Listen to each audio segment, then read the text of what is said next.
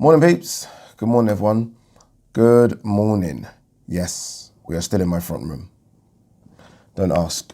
Do not ask. What you can do, though, if you want to do something, is hit that subscribe button. You can also like and share the vids. My washing machine has just gone on a spin.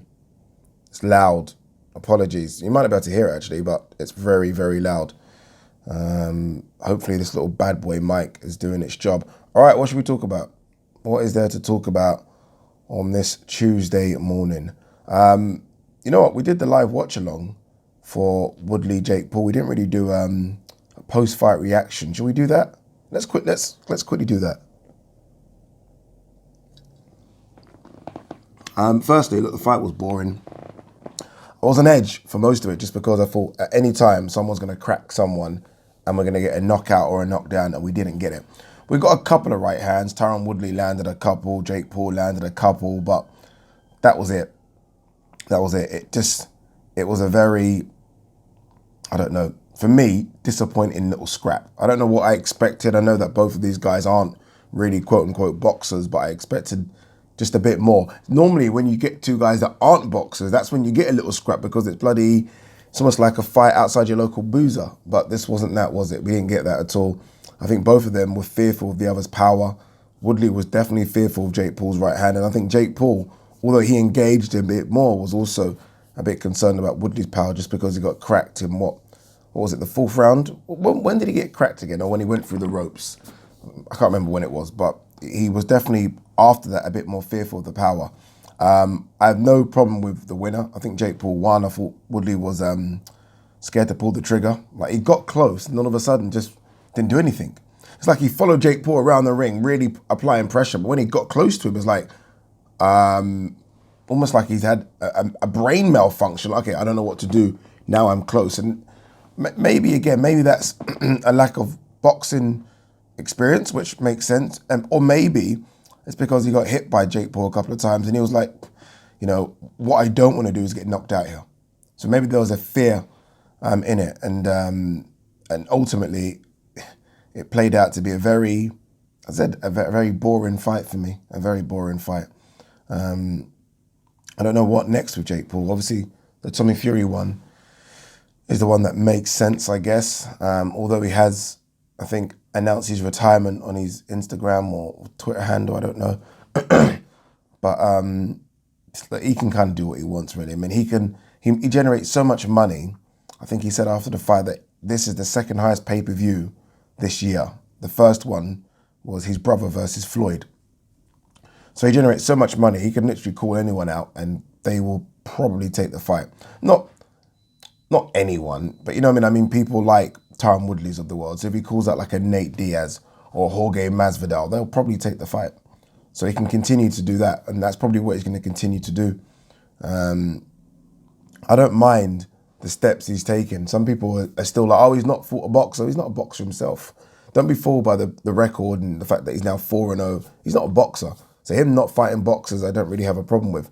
What I want him to fight, though, is athletes, really. Guys that are coming in shape. And he's doing that in the former fighter in Woodley. I'll say former. Woodley's not officially announced his retirement from MMA, but a guy that's coming to the end in Woodley. That isn't bad. Again, we're going from Deji. Okay, that's a YouTuber. That's not going to work. Let's get an athlete, ex-athlete, Nate Robinson. Okay, that's too easy. Okay, let's get a fighter, Ben Askren. Okay, but he's done. Okay, let's get a fighter that looks in shape, Woodley. So the next one will be a fighter that's maybe a bit younger and that he doesn't completely oversize. So he might now get a guy that walks around at 185 as opposed to, fights at 185 and is a bit younger than Woodley. So a 34-year-old 185 coming to the end. So that's going to be how he keeps on doing it. So yeah, look, we wait and see. For Woodley, I guess it's kind of back to, maybe back to drawing board. Obviously, he's no longer with the UFC. We'll see what happens with Woodley. But again, I mean, credit to Jake Paul, man. He generated so much money. It's really so much money, so much interest. I was very interested in this fight. Very interested. It got me interested. Like, I wasn't interested in the Ben Askren fight. I certainly wasn't interested in the Nate Robinson fight or the Deji or those kind of fights. But I was actually interested in this one. So what he's doing is working. I know we or we, I say we as in the boxing community, like to laugh at him and dig him for not fighting a boxer. But people, he's generating the numbers. And look, Floyd would tell you, Conor would tell you, it's all about the numbers for these people. And he's doing that. He's ticking those boxes. And he's still having a fight, you know. I mean, he's going in there for someone that isn't a fighter, for someone that was on the Disney Channel 5 years ago. He's going in there and fighting people. You got to give that man credit. Some people online are saying things like it was a fix, like Woodley was not allowed to knock him out. Or that's nonsense. No, that's nonsense. Like, you watch Woodley's fights, even coming to the end, Woodley is very hesitant to pull the trigger. It's something that I've noticed with fighters when they're coming to the end. Like, I remember even Shane Mosley. Shane Mosley used to be so like aggressive, and towards the end, Shane would almost stutter, like he wants to throw, but he doesn't want to throw. It's a weird thing. And I almost feel like Woodley's like that. Woodley, as he's coming to the end, I don't know if it's a fear of getting hit back, but there's a fear of letting his hands go. And Woodley's like that. Woodley doesn't let his hands go anymore. Again, Woodley in the UFC, don't get me wrong, I'm not going to say he was punches and bunches because he certainly wasn't, but he would let his hands go. And the Woodley I've seen of recent just doesn't do that. Doesn't do that at all. I thought Woodley was going to decapitate him when Woodley caught him and he went through the ropes, and Woodley done that kind of Canelo thing, like kind of rallying up the crowd. And then after that, he didn't land a punch. They didn't land a punch after. Leeds. It's Leeds, isn't it? It's Warrington versus Lara. Or should I say correctly, Lara versus Warrington. That's really how it's going to be billed. I make my way up this evening. I was going to do it tomorrow or Thursday morning, but they want me to get there a day earlier to do a bit more filming. So I am making my way up there. I am going to do the live behind the scenes stuff that we did last time. I think those things are fun. Although this is going to be different because it isn't a fight camp. It's just, Headingley, 20,000 people, but it will still be some good stuff behind the scenes. I'm on the main broadcast as well this time, which is good. So obviously I'll be doing the DAZN boxing shows, but then once the fight starts, I'm going to be doing some stuff on the main broadcast. So it's a busy day for me. Should we quickly have a look at the fight card? As we do that, I've just seen it's just been announced that the price of DAZN for a month is now going up. Obviously, it was $1.99 a month. It's now going up to $7.99. How do you all feel? Well, it's a silly question to ask, how do you all feel about paying more money? But I think the real question is, do you think it's value for money? Do you think you're getting your value for money? Because I think at $1.99, everyone was like, oh my God, this is too good to be true. At $7.99, is it still too good to be true? I'd be very interested to know how you feel. So the question really isn't how you feel, because you're not going to be happy to pay more. But is it still value for money? That's what I want to know. All right, let's have a look at the fight card in its entirety. Obviously, a couple of fights. Jack Bateson, 13-0. He's fighting a TBA. Mally Wright on his debut is fighting Anthony Worley. These are kind of the fights that, not that you're not interested in, but these are not the fights that we are paying attention to the card for. Brandon Stansfield, 1-0. He takes on MJ Hall, who's 2-62. Ebony Bridges is back on this fight card, which makes sense. And I put this to Eddie Hearn on the day, like, surely Ebony Bridges, who has this kind of Leeds following now, surely you'll get her on a card like this. It just makes sense. She fought in fight camp. She wasn't really pushed. She's okay. She can stay over here, and she's done that. And now she's taking on Malice Gangloff, who's 5-2. Hopey Price is back. He fought at fight camp as well. He's taking on Zahid Hussein. Hopey Price is definitely one they're looking at to push. Definitely. Like, if he wins this one comfortably, he'll go out, I would say, twice more before the year ends. And then we get into the main section of the card. Giovanni Straffon takes on Maxi Hughes. Now, you might not remember Giovanni Straffon, but you will certainly remember the knockout that he inflicted on Tennyson. Do you remember that knockout? And everyone, I think Johnny Nelson was saying that James Tennyson could beat Gervonta Davis. And then a couple of days later, he got knocked out in the first round by this guy from Mexico. So, we'll see how Maxi Hughes does against him. That's for the IBO lightweight strap. Conor Benn versus Adrian Granados. Yeah, okay. We've spoken a lot about this, so I don't really need to go into it again. Look, if it's the Granados of a few years ago that fought Adrian Broner, then he's going to ask Conor Benn questions. If it isn't that Granados, then I think Conor Benn will run through him like a hot knife through butter. I really do. I think Conor Benn's just too fresh right now, very confident. And Granados, at this stage of his career, 8 defeats. Yes, you look at who he's lost to, but 8 defeats is 8 defeats, people. We'll see how he gets on. Co-main event is Katie Taylor versus Jennifer Han. I feel like this is Katie Taylor's busiest 18 months since she turned pro. How many fights has she had? Okay, so this is her 1, 2. Yeah, in a year, this is her full fight. Full fight in a year, which is really, really good. Obviously, Delphine Pursoon, the rematch, Gutierrez, Tasha Jonas, and Jennifer Han. Now, people might say, Jennifer Han, who is Jennifer Han? I don't mind, as long as you're staying busy for me, I don't mind if you have a tough fight, a kind of a stay busy or gimme fight, then a tough fight, then a stay busy, gimme fight. And this might be the stay busy, gimme fight. I don't know too much about Jennifer Han. I'm going to have to do my research and watch her a bit as we go up tonight. But Delphine Pursoon was the tough fight, right? And then Gutierrez was a bit easier. Then Tasha Jonas was another tough fight. And Jennifer Han may be a bit easier than Tasha. I don't mind that as long as you're staying active. As long as you're staying active, I don't mind. What I do know about Jennifer Han, though, is that she's coming up from featherweight. It's going to be a tough ask. You do wonder what the plan is for Katie Taylor at this stage of her career. 35 now, that's Katie Taylor. I know she would have desperately wanted to have fought Cecilia Brækhus. Obviously, Cecilia, the champion at 147. And I thought Katie Taylor would have gone up to that weight class, but obviously Cecilia lost to McCaskill twice, and Katie Taylor's beat McCaskill. So I don't know if that's a route they want to go down again. I mean, that fight against McCaskill was a while back, 2017, so they might revisit it, but I'm not sure.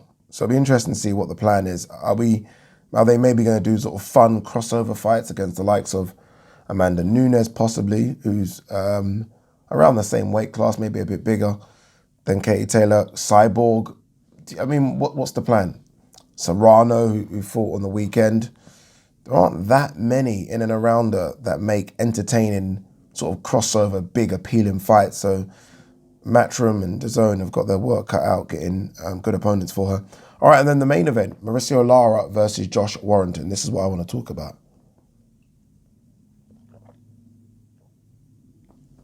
Ooh, all right. I watched it last night. Mauricio Lara, Warrington, the first one in February, when no one knew who Lara was. And I think a lot of people were maybe disrespectful towards him as well, me included.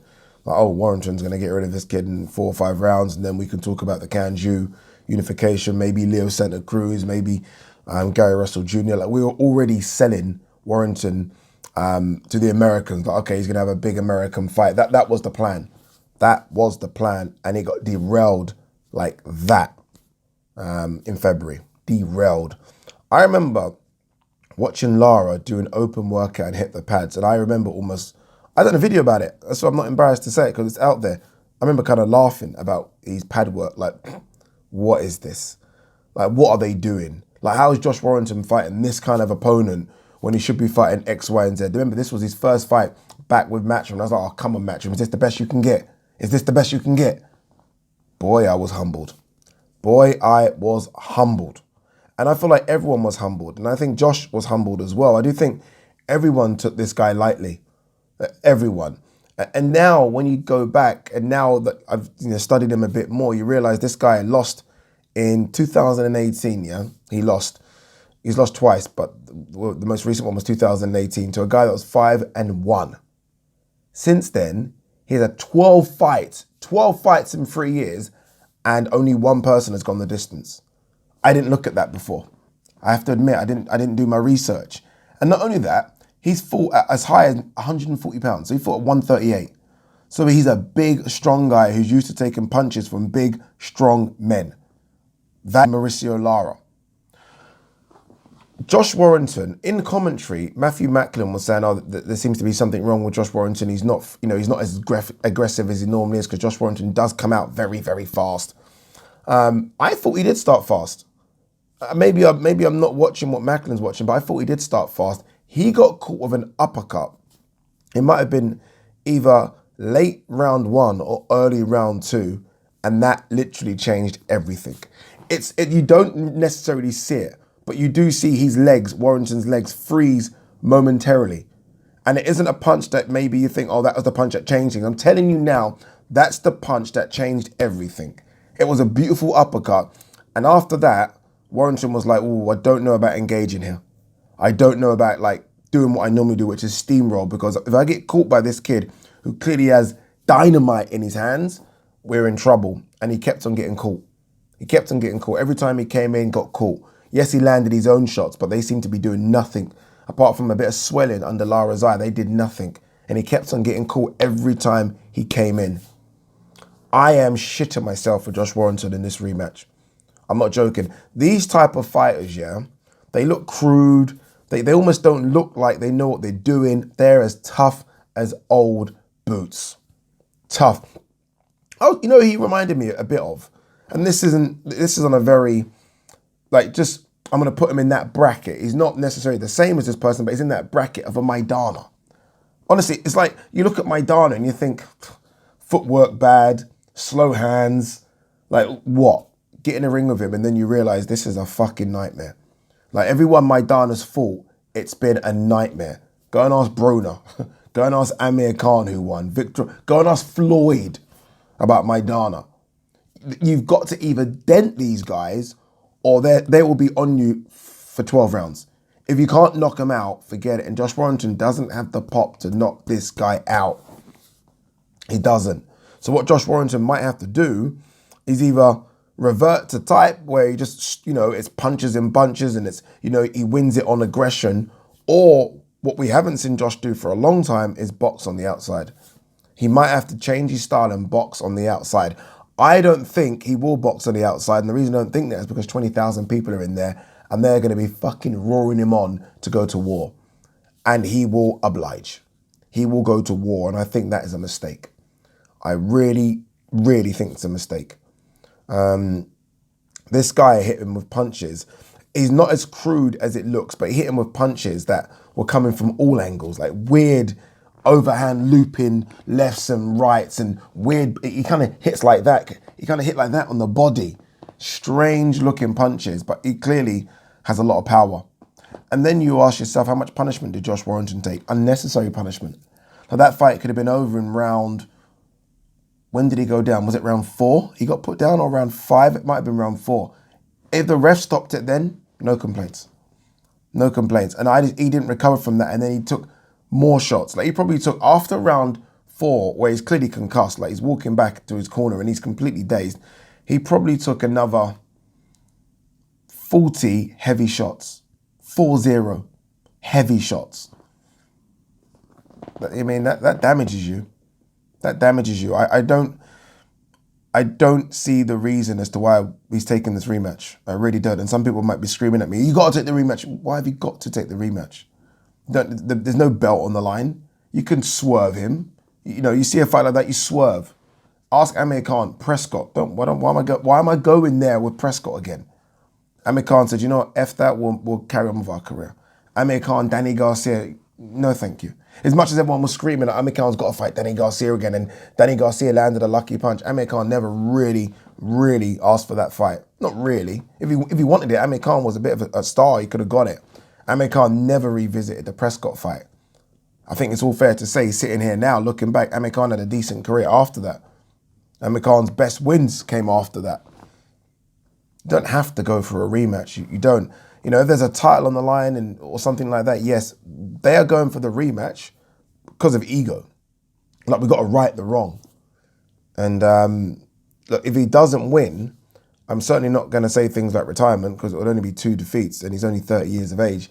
But it's going to be a steep climb to get back to where he wants to get, where we are talking about him eating at that top table, where it is a Kid Galahad rematch, which will generate some good interest. Even a Lee Wood now, who's got a title, let alone the guys in America, the Gary Russell Jr.'s of the world and all those kind of guys, or even going up to super feather. Like, boy, oh boy. I don't know, peeps, about this. I really don't. I'm a big Warrington fan, but if it's a gun to the head situation, then I'm going to say Lara's going to win again. Lara's going to win again. That if it's a gun to the head situation. But again, circumstances are different. Warrington, in the lead up to this fight, was out the ring for 16 months, 1-6. Obviously, there was no fans there. You add in 20,000, you add in, okay, he was active, you add in the fact that he might have underestimated Mauricio Lara. It should be, will be, and could be a different Josh Warrington. But it also could be a different Mauricio Lara. No one seems to look at that angle either. This could be a Lara that's like, I was a bit nervous before, I've only fought outside Mexico once, and that was the fight in Argentina. I didn't know what to expect. This kid will have no fear of walking into hostile territory.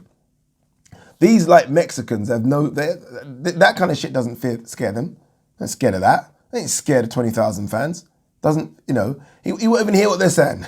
He won't. I'm going Lara to do it again. Sorry. I really am. All right, let's see if there's any news before we pack up. A bit here about Daniel Dubois. Obviously, good win for him. I don't know what that win sets up, but good win for him nonetheless. I think he's now, I think they're talking about Trevor Bryant fight to kind of just see who the number one in the WBA is. And then obviously that person will be mandatory to fight AJ, which is a bit crazy, if I'm honest with you, a bit crazy. Good win for Montana Love as well, by the way. We haven't really spoken about this, but beat Baranchik. Great little fight that was. He wants Josh Taylor next, Gervonta Davis next. He won't get Gervonta Davis. I don't know what's going on with Josh and all his mandatories, but he could be high up in one of those. Anything else? Tommy Fury didn't look great, did he? I think a lot of people have agreed with that. Difficult though. Look, no amateur experience whatsoever for Tommy. What did he have? 10 amateur fights or something like that. So this is was that his 7th fight?